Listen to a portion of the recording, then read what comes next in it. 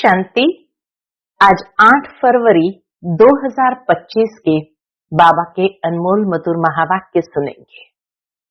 आज की मुरली में बाबा कहे, बच्चे तुम्हें सेल्फ रियलाइज करना है, अर्थात आत्मा को अच्छी तरह समझना है। आत्मा क्या है, कहाँ रहती है, कैसे इस शरीर में प्रवेश करती है, कितने जन्म लेती है, आत्मा का पिता परमात्मा कौन है। बाबा कहे ये सारी बातें तुम्हें समझते हुए रियलाइज करना है। साथ ही साथ बाबा कहे खुद भी ये पढ़ाई पढ़नी है, औरों को भी पढ़ाना है। जब औरों को पढ़ाते हैं अर्थात तुम सही अर्थ में खुदाई खिदमतगार बनते हो। अंग्रेजी में भी कहते हैं सैल्वेशन आर्मी। तो बाबा कहे तुम सच्चे सच्चे खुदाई खिदमतगार सैल्वेशन आर्मी बनते हो और सबको सुख शांति में सैल्वेज करते हो, अर्थात कुछ आत्माओं को मुक्ति देते हो और बाकी को जीवन मुक्ति देते हो। तो बाबा कहे मनुष्य यहाँ जो शांति शांति मांगते हैं उनको कहो यहाँ तो सुख शांति हो नहीं सकती। शांति और सुख पवित्रता के आधार पर प्राप्त होता है, जो नई दुनिया में ही मिलेगा। तो सुनते हैं आज के बाबा के अनमोल मधुर महावाक्य। ओम शांति। मीठे बच्चे, तुम खुदाई खिदमतगार सच्चे सैल्वेशन आर्मी हो। तुम्हें सबको शांति की सैल्वेशन देनी है। आज की मुरली से प्रश्न है, तुम बच्चों से जब कोई शांति की सैल्वेशन मांगते हैं तो उन्हें क्या समझाना चाहिए? उत्तर, उन्हें बोलो, बाप कहते हैं क्या अभी यहाँ ही तुमको शांति चाहिए? बाप कहते हैं क्या अभी यहाँ ही तुम्हें शांति चाहिए? यह कोई शांति धाम नहीं है। शांति तो शांति धाम में ही हो सकती है, जिसको मूल वतन कहा जाता है।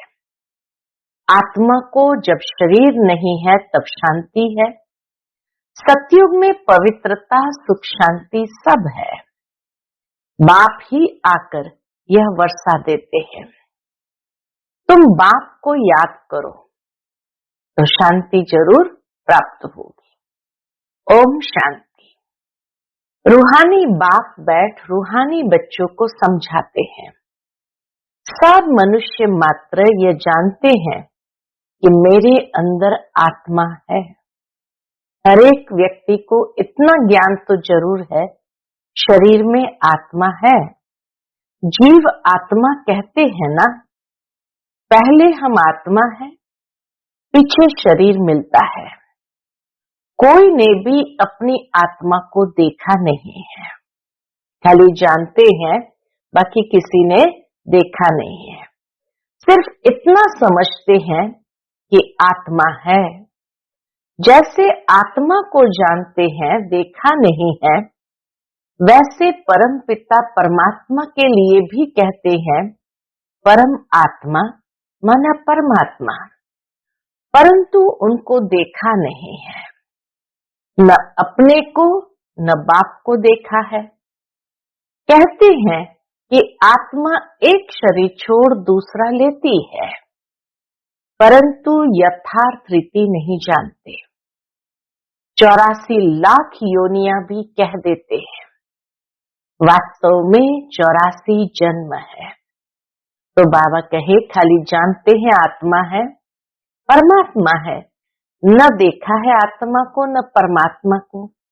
न आत्मा कैसे एक शरीर छोड़कर दूसरा लेती है, कितने जन्म लेती है, कुछ भी नहीं जानते। परंतु यह भी नहीं जानते कि कौन सी आत्माएं कितने जन्म लेती है। आत्मा बाप को पुकारती है, परंतु न देखा है न यथार्थ रीति जानते हैं। पहले तो आत्मा को यथार्थ रीति जानते, तब बाप को जानते। पहले स्वयं को जानते, तब बाप को जानते। अपने को ही नहीं जानते तो समझाए कौन?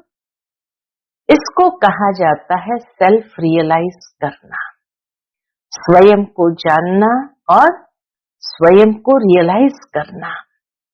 सो बाप बिगर तो कोई करा न सके। आत्मा क्या है, कैसी है, कहां से आत्मा आती है, कैसे जन्म लेती है, कैसे इतनी छोटी आत्मा में 84 जन्मों का पाठ भरा हुआ है, ये कोई भी नहीं जानते। इन सब बातों को जानना, समझना अर्थात सेल्फ रियलाइज करना। अपने को ही नहीं जानते तो बाप को भी नहीं जानते। ये लक्ष्मी नारायण भी मनुष्य का मर्तबा है ना। इन्होंने ये मर्तबा कैसे पाया, ये कोई भी नहीं जानते। जानना तो मनुष्य को ही चाहिए। बाबा कहे जानेगा कौन, जानना तो मनुष्य को ही चाहिए ना। कहते हैं ये वैकुंठ के मालिक थे, परंतु उन्होंने ये मालिकपना लिया कैसे, फिर कहां गए, कुछ भी नहीं जानते। अब तुम तो सब कुछ जानते हो, आगे कुछ भी नहीं जानते थे। जैसे बच्चा पहले जानता है क्या कि बैरिस्टर क्या होता है, पढ़ते पढ़ते बैरिस्टर बन जाते हैं। तो ये लक्ष्मी नारायण भी पढ़ाई से बने हैं। बैरिस्ट्री, डॉक्टरी आदि सबके किताब होते हैं ना, इनका किताब फिर है गीता। लक्ष्मी नारायण कैसे बनना है उसका किताब फिर है गीता। वह भी किसने सुनाई, राजयोग किसने सिखाया, ये कोई नहीं जानते। उसमें नाम बदल लिया है, शिव जयंती भी मनाते हैं, वही आकर तुमको कृष्णपुरी का मालिक बनाते हैं। श्री कृष्ण स्वर्ग का मालिक था ना, परंतु स्वर्ग को भी जानते नहीं तो क्यों कहते कि श्री कृष्ण ने द्वापर में गीता सुनाई। श्री कृष्ण को द्वापर में ले गए हैं, लक्ष्मी नारायण को सतयुग में, राम को त्रेता में। उपद्रव लक्ष्मी नारायण के राज्य में नहीं दिखाते। कोई भी प्रकार का उपद्रव लक्ष्मी नारायण के राज्य में नहीं दिखाते, तभी तो उसको स्वर्ग कहा जाता है, वैकुंठ कहा जाता है। श्री कृष्ण के राज्य में कंस, राम के राज्य में रावण आदि दिखाए हैं। ये किसको पता नहीं कि राधे कृष्ण ही लक्ष्मी नारायण बनते हैं। बिल्कुल ही अज्ञान अंधियारा है।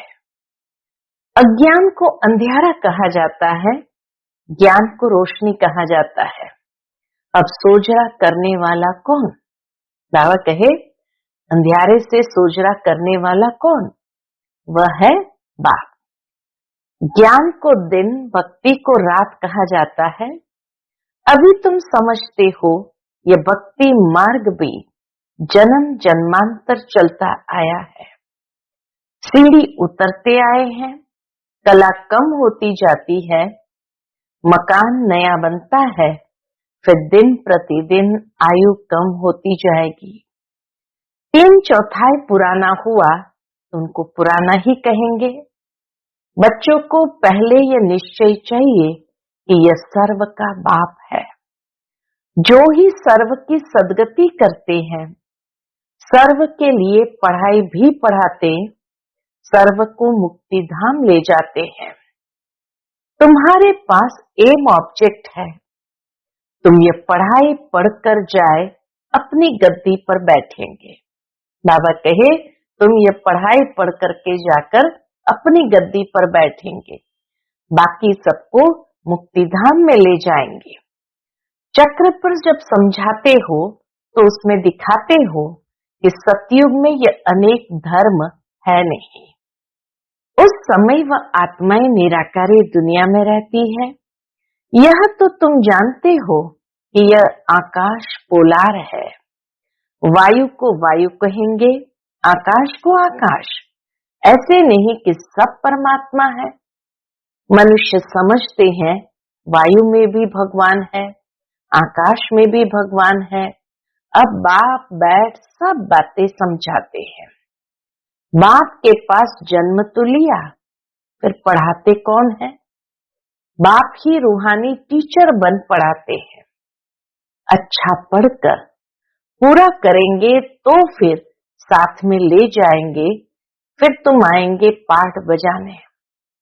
सतयुग में पहले पहले तुम ही आए थे, अब फिर सब जन्मों के अंत में आकर पहुंचे हो।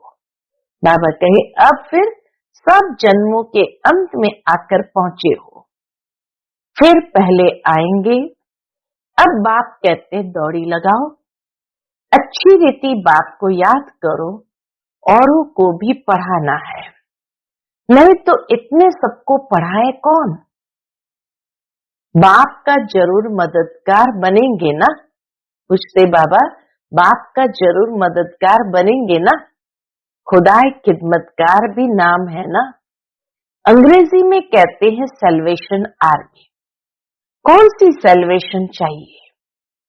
सब कहते शांति की सैल्वेशन चाहिए, बाकी वह कोई शांति की सैल्वेशन थोड़ी देते हैं। जो शांति की सैल्वेशन मांगते हैं उन्हें बोलो, बाप कहते हैं क्या अभी यहां ही तुमको शांति चाहिए? यह कोई शांति धाम थोड़ी है। शांति तो शांति धाम में ही हो सकती है, जिसको मूल वतन कहा जाता है। आत्मा को शरीर नहीं है तो शांति में है। बाप ही आकर ये वर्षा देते हैं। तुम्हारे में भी समझाने की बड़ी युक्ति चाहिए। प्रदर्शनी में अगर हम खड़े होकर सबको सुने तो बहुतों की भूले निकाले। बाबा कहे जब प्रदर्शनी समझाते हैं तो खड़े होकर के सुने तो बहुतों की भूले निकाले, क्योंकि समझाने वाले नंबरवार तो है ना। समझाने वाले सभी एक जैसे तो नहीं है, सभी नंबरवार तो है ना। सब एक रस होते तो ब्राह्मणी ऐसे क्यों लिखती कि फलाने आकर भाषण करे। अरे तुम भी ब्राह्मण हो ना। बाबा फलाने हमारे से होशियार है, लिखते हैं बाबा को, बाबा फलाने हमारे से होशियार है। होशियार से ही मनुष्य दर्जा पाते हैं ना, नंबरवार तो है ना। जब इम्तिहान की रिजल्ट निकलेगी तो फिर तुमको आपे ही साक्षात्कार होगा, फिर समझेंगे हम तो श्रीमत पर नहीं चलते। बाप कहते कोई भी विकर्म मत करो, देहधारी से लागत नहीं रखो। न विकर्म करना है, न बाबा कहे देहधारी से लागत रखो अर्थात मोह रखो। यह तो 5 तत्वों का बना हुआ शरीर है ना। 5 तत्व की थोड़ी पूजा करनी है व याद करना है। भल इन आंखों से देखो, परंतु याद बाप को करना है। भले इन आंखों से ब्रह्मा बाबा के शरीर को देखो, परंतु अंदर में याद बाप को करना है। आत्मा को अब नॉलेज मिली है, अब हमको घर जाना है, फिर वैकुंठ में आएंगे। आत्मा को समझ सकते हैं, देख नहीं सकते। बाबा कहे इन चरम चक्षु से आत्मा को देख नहीं सकते, वैसे यह भी समझ सकते हैं। हाँ, दिव्य दृष्टि से अपना घर व स्वर्ग देख सकते हैं। बाप कहते हैं बच्चे मन मना भव मध्याजी भव। मन मना भव मध्याजी भव माना बाप को और विष्णु पुरी को याद करो। मन मना भव मध्याजी भव अर्थात बाप को और विष्णुपुरी को याद करो। तुम्हारी एम ऑब्जेक्ट ही यह है। बच्चे जानते हैं हमको अभी स्वर्ग में जाना है, बाकी सबको मुक्ति में जाना है। सब तो सतयुग में आ नहीं सकते। तुम्हारा है डिटिज्म, यह हो गया मनुष्य का धर्म। मूल वतन में तो मनुष्य नहीं है ना, यहाँ है मनुष्य सृष्टि। मनुष्य ही तमो प्रधान और फिर सतो प्रधान बनते हैं। तुम पहले शूद्र वर्ण में थे, अभी ब्राह्मण वर्ण में हो। यह वर्ण सिर्फ भारतवासियों के हैं और कोई भी धर्म को ऐसे नहीं कहेंगे। ब्राह्मण वंशी, सूर्यवंशी इस समय सब शूद्र वर्ण के हैं, जड़ीभूत अवस्था को पाए हुए हैं। तुम पुराने बने तो सारा झाड़ जड़ीभूत तमो प्रधान बना है।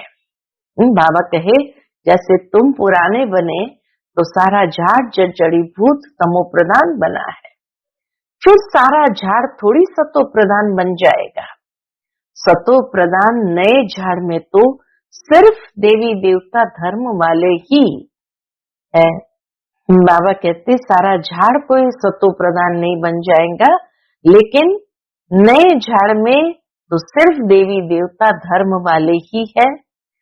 फिर तुम सूर्यवंशी से चंद्रवंशी बन जाते हो, पुनर्जन्म तो लेते हो ना।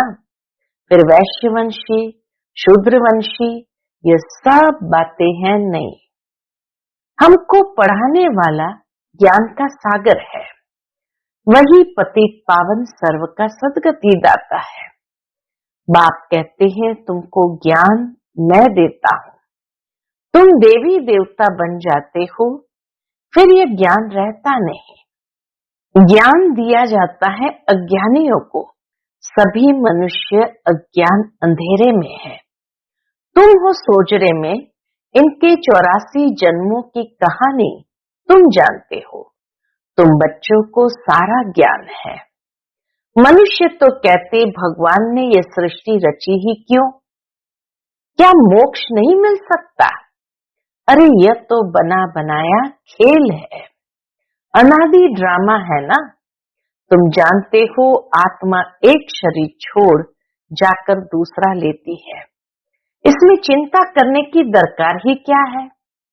आत्मा ने जाकर अपना दूसरा पार्ट बजाया, रोए तब जब वापस चीज मिलनी हो।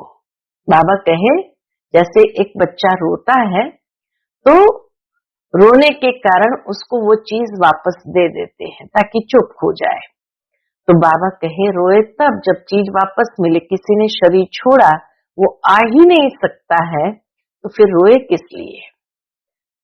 वापस तो आती नहीं, आत्मा वापस उसी शरीर में तो आती नहीं, फिर रोने से क्या फायदा?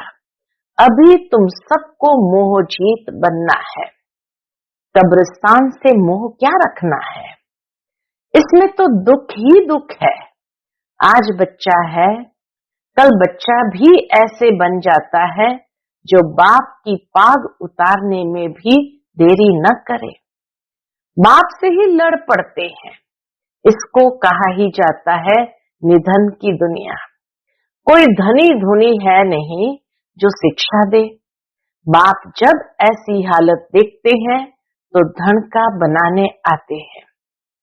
बाबा जब देखते हैं ऐसी हालत कि सारे निधन के हैं, तब आकर के धन का बनाते हैं। बाप ही आकर सबको धन का बनाते हैं। धनी आकर सब झगड़े मिटा देते हैं। सतयुग में कोई झगड़ा होता नहीं, सारी दुनिया के झगड़े मिटा देते, फिर जय जयकार हो जाती है। यहाँ मेजॉरिटी माताओं की है। दासी भी इनको समझते हैं। हथियाला बांधते समय कहते हैं तुम्हारा पति ही ईश्वर, गुरु आदि सब कुछ है। पहले मिस्टर फिर मिसेस। अब बाप आकर माताओं को आगे रखते हैं। तुम्हारे ऊपर कोई जीत पा न सके, तुमको बाप सब कायदे सिखला रहे हैं। मोहजीत राजा की एक कथा है, वह सब बनाई हुई कहानियां हैं। सतयुग में तो अकाले मृत्यु होती ही नहीं, समय पर एक शरीर छोड़ दूसरा लेते हैं। साक्षात्कार होता है, अब ये शरीर बुढ़ा हुआ, फिर नया लेना है। छोटा बच्चा जाकर बनना है। खुशी से शरीर छोड़ देते हैं। जब ये साक्षात्कार होता तो बाबा कहे वो आत्मा खुशी से शरीर छोड़ देते हैं। यहाँ तो भल कितने भी बूढ़े होंगे, रोगी होंगे और समझेंगे भी कि कहाँ ये शरीर छूट जाए तो अच्छा है, फिर भी मरने के समय रोएंगे जरूर। बाप कहते हैं अभी तुम ऐसी जगह चलते हो जहाँ रोने का नाम नहीं, वहां तो खुशी ही खुशी रहती है। तुमको कितनी अपार बेहद की खुशी रहनी चाहिए। अरे हम विश्व के मालिक बनते हैं। भारत सारे विश्व का मालिक था, अभी टुकड़ा टुकड़ा हो गया है। तुम ही पूज्य देवता थे, फिर पुजारी बनते हो। भगवान थोड़ी आप ही पूज्य आप ही पुजारी बनेंगे। अगर वह भी पुजारी बने तो फिर पूज्य कौन बनाए। ड्रामा में बाप का पार्ट ही अलग है। ज्ञान का सागर एक है, उस एक की ही महिमा है। जबकि ज्ञान सागर है तो कब आकर ज्ञान देवे। जो सदगति हो जरूर यहाँ आना पड़े।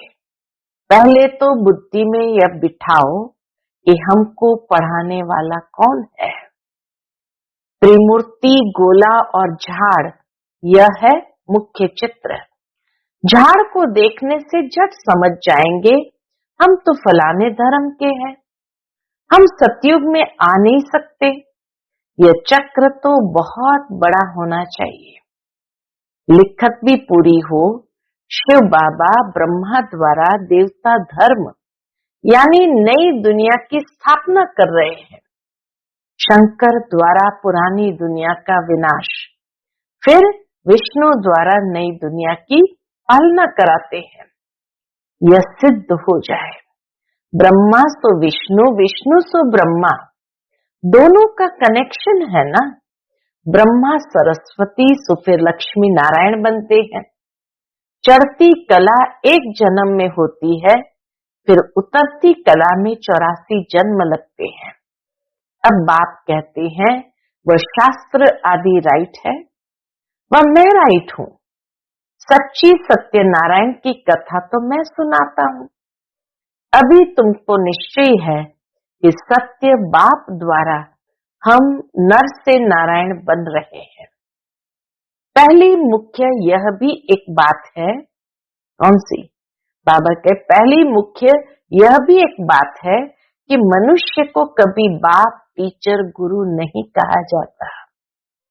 कोई भी मनुष्य को बाप, टीचर, गुरु नहीं कहा जाता।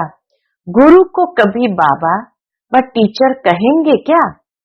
यहाँ तो शिव बाबा के पास जन्म लेते हो, फिर शिव बाबा तुमको पढ़ाते हैं, फिर साथ भी ले जाते हैं। तुम बाप भी हुए, टीचर भी हुए और साथ ले जाने के लिए सतगुरु भी हुए। यहाँ तो शिव बाबा के पास जन्म लेते हो, फिर शिव बाबा तुमको पढ़ाते हैं, फिर साथ भी ले जाएंगे। मनुष्य तो ऐसा कोई होता नहीं जिसको बाप, टीचर, गुरु कहा जाए। यह तो एक ही बाप है, उनको कहा जाता है सुप्रीम फादर। लौकिक बाप को कभी सुप्रीम फादर नहीं कहेंगे। सब याद फिर भी उनको करते हैं, वह बाप तो है ही। दुख में सब उनको याद करते हैं, सुख में कोई नहीं करते। तो वह बाप ही आकर स्वर्ग का मालिक बनाते हैं। बाबा ही आकर सबको स्वर्ग का मालिक बनाते हैं। अच्छा, मीठे मीठे सिकिलदे बच्चों प्रति माता पिता बाप दादा का याद प्यार और गुड मॉर्निंग। रूहानी बाप की रूहानी बच्चों को नमस्ते। हम सभी रूहानी बच्चों की रूहानी माता पिता बाप दादा को याद प्यार, गुड मॉर्निंग और नमस्ते नमस्ते। शुक्रिया बाबा, शुक्रिया। आज की मुरली से धारणा के लिए मुख्य सार है। पहली पॉइंट, 5 तत्वों के बने हुए इन शरीरों को देखते हुए याद बाप को करना है। कोई भी देहधारी से लागत यानी लगाव नहीं रखना है, कोई विकर्म नहीं करना है। दूसरा, इस बने बनाए ड्रामा में हर आत्मा का अनादि पार्ट है। आत्मा एक शरीर छोड़ दूसरा लेती है, इसलिए शरीर छोड़ने पर चिंता नहीं करनी है, मोहजीत बनना है। आज का बाप दादा का मधुर वरदान हम बच्चों के प्रति है, संपूर्ण आहुति द्वारा परिवर्तन समारोह मनाने वाले दृढ़ संकल्पधारी भव। संपूर्ण आहुति द्वारा परिवर्तन समारोह मनाने वाले दृढ़ संकल्पधारी भव। जैसे कहावत है, धरत पड़िए धर्म न छोड़िए। तो कोई भी सरकमस्टेंस आ जाए, माया के महावीर रूप सामने आ जाए, लेकिन धारणाएं न छूटे। संकल्प द्वारा त्याग की हुई बेकार वस्तुएं संकल्प में भी स्वीकार न हो। सदा अपने श्रेष्ठ स्वमान, श्रेष्ठ स्मृति और श्रेष्ठ जीवन के समर्थी स्वरूप द्वारा श्रेष्ठ पाठधारी बन श्रेष्ठता का खेल करते रहो। कमजोरियों के सब खेल समाप्त हो जाए। जब ऐसी संपूर्ण आहुति का संकल्प दृढ़ होगा, तब परिवर्तन समारोह होगा। इस समारोह की डेट अब संगठित रूप में निश्चित करो। इस समारोह की डेट अब संगठित रूप में निश्चित करो। आज का स्लोगन है, रियल डायमंड बनकर अपने वाइब्रेशन की चमक विश्व में फैलाओ। रियल डायमंड बनकर अपने वाइब्रेशन की चमक विश्व में फैलाओ। आज का अव्यक्त इशारा, एकांत प्रिय बनो, एकता और एकाग्रता को अपनाओ। साधारण सेवाएं करना ये कोई बड़ी बात नहीं है, लेकिन बिगड़ी को बनाना, अनेकता में एकता लाना, यह है बड़ी बात। बाप दादा यही कहते हैं कि पहले एक मत, एक बल, एक भरोसा और एकता साथियों में, सेवा में, वायुमंडल में हो। एक मत, एक बल, एक भरोसा और एकता साथियों में, सेवा में, वायुमंडल में हो। अच्छा, ओम शांति।